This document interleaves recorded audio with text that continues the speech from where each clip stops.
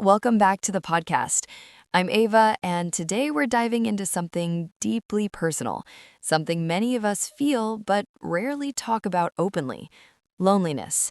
Not just the kind where you're physically alone, but the kind where you're surrounded by people and still feel empty inside. And to explore this, I have a guest with me, Ethan. Hey, Ava, thanks for having me. This is a topic that honestly hits close to home. Same here. I think for a lot of people listening, this isn't just a topic, it's a reality. So let's start simple. Ethan, have you ever felt alone even when you're with friends or family? Yeah, more times than I like to admit. It's weird, right? You're sitting in a group, everyone's laughing, talking, and somehow you feel like you don't belong there, like you're just watching from the outside. Exactly. And I think that's what makes this kind of loneliness so confusing, because from the outside, everything looks fine. You have people around you, maybe even people who care about you, but inside, something feels missing. Segment 1. What is loneliness really? Let's define it first. Loneliness isn't just being physically alone. It's more about emotional disconnection. It's the gap between the connection you want and the connection you feel. Right. You can have hundreds of contacts in your phone, thousands of followers on social media, but still feel like no one really understands you. And that's the key word, understands, because loneliness often comes from not feeling seen or heard. Segment 2. Why do we feel alone around people? Let's break this down. Why does this happen? I think one big reason is surface level conversations. Most of our daily interactions are pretty shallow, small talk, jokes, casual updates, but we rarely go deeper. Yes, we talk a lot, but we don't connect deeply, and over time, that creates a sense of emptiness. Another reason is fear.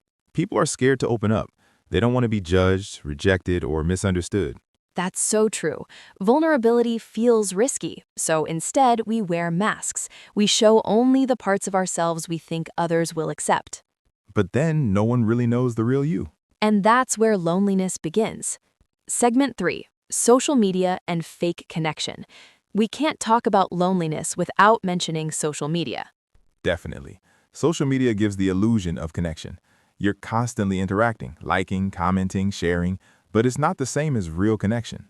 And it can actually make things worse because you see everyone else's perfect life and you start comparing.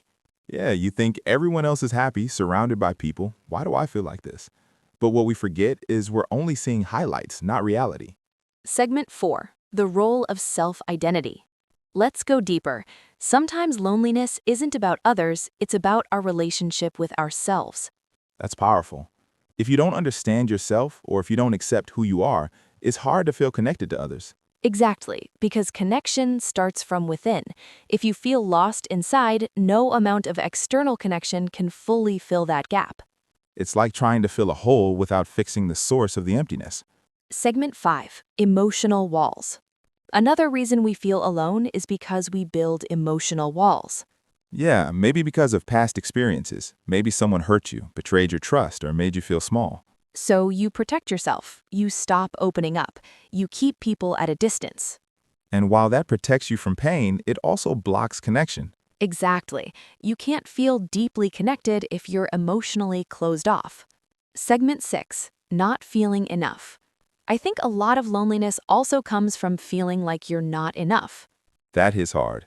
Feeling like you're not interesting enough, not successful enough, not attractive enough. So you assume people won't truly accept you, and that belief creates distance, even when people are trying to connect with you. It's like you reject yourself before others even get the chance.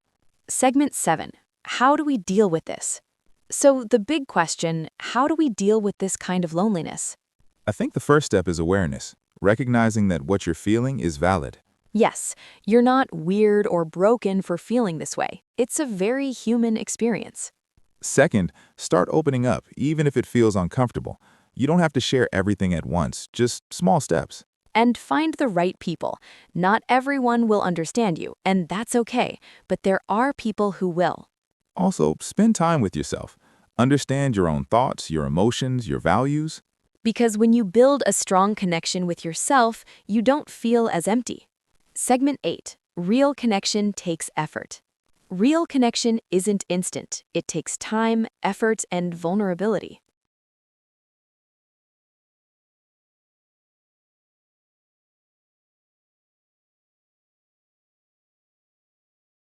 Welcome back.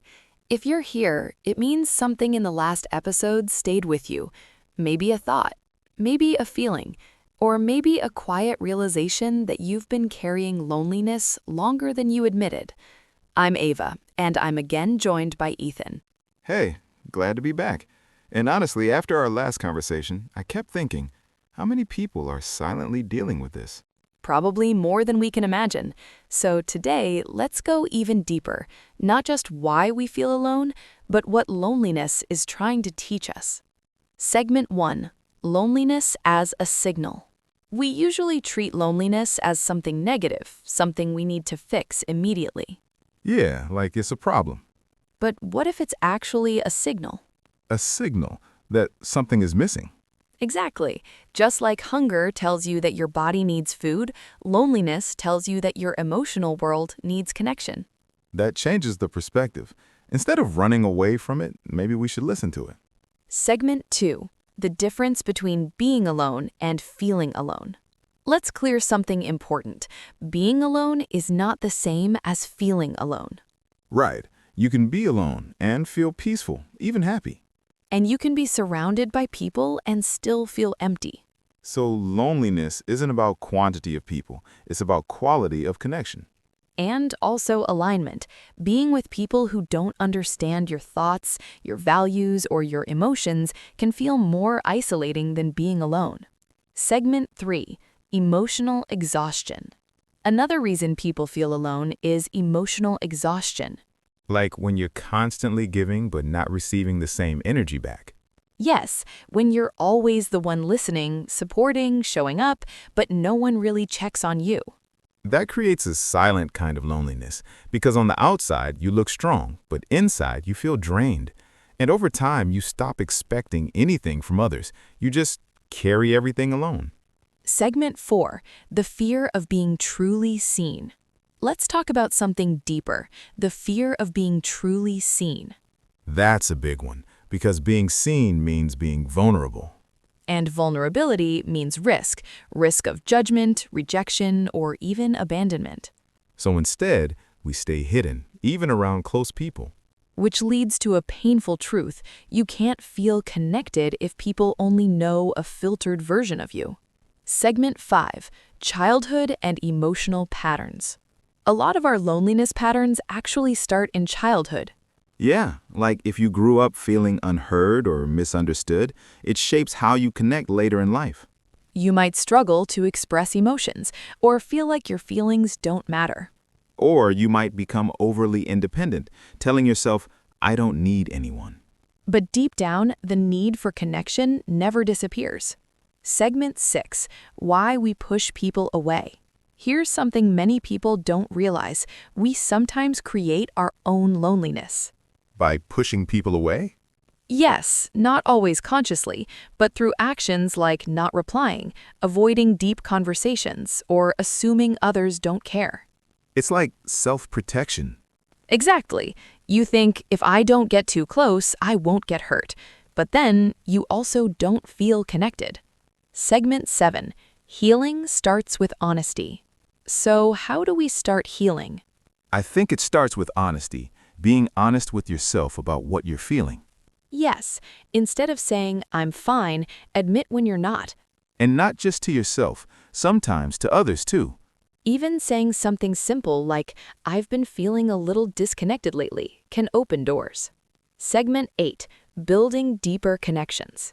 Let's talk about practical steps. How do we build real connection? First, be present. Really listen when someone talks.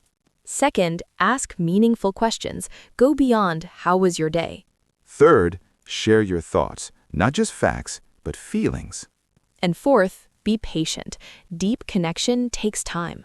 Segment 9. Learning to enjoy your own company. There's another side to this, learning to be okay with yourself. Yeah, because if you can't sit with yourself, loneliness becomes even heavier. Spend time alone,